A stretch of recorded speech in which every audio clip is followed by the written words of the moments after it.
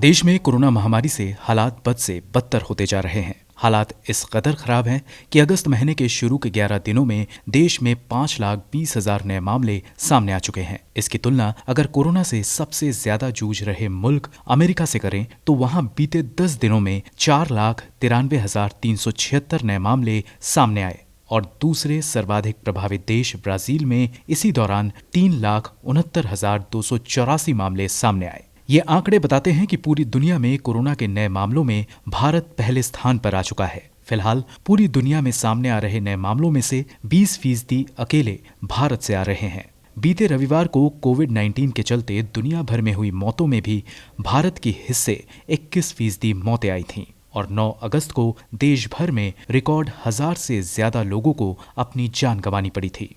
यानी हर घंटे लगभग 42 लोगों की कोरोना से मौत हुई। एक और डेटा सेंटर यूरोपियन सीडीसी के मुताबिक 11 अगस्त को भी भारत में अमेरिका और ब्राजील से ज्यादा मौतें दर्ज हुईं, लेकिन फिर भी देश में कोरोना को लेकर गंभीर चर्चा नहीं दिख रही है। रोजाना होने वाली हेल्थ मिनिस्ट्री की प्रेस कॉन्फ्रेंस अब नियमित नहीं है और केंद्र सरकार दूसरे कामों में उलझी हुई है। यहाँ ये जानना जरूरी है कि पूरी दुनिया की 18% जनसंख्या भारत में रहती है, यानी लोग बहुत हैं और अब ये आंकड़ा और तेजी पकड़ेगा। कई जानकार कह चुके हैं कि भारत अभी अपने पीक के आसपास भी नहीं पहुंचा है। चिंता की एक बात यह भी है कि भारत एक विकासशील देश है, जहां स्वास्थ्य का ढांचा और जरूरी सेवाएं विकसित देशों की तरह मजबूत नहीं है। भले ही दुनिया की 18% आबादी भारत में बसती है, लेकिन भारत की जीडीपी दुनिया की जीडीपी का केवल 8% है। आसान भाषा में कहें तो लोग ज्यादा हैं और पैसे कम।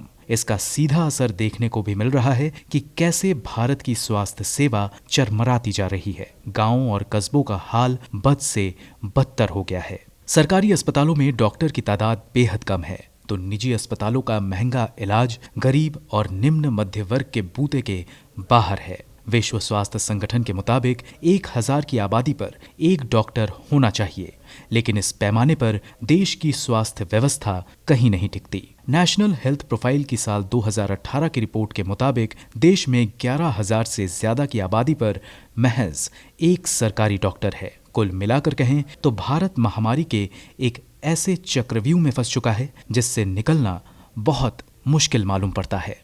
राहुल गौतम की रिपोर्ट, गो न्यूज।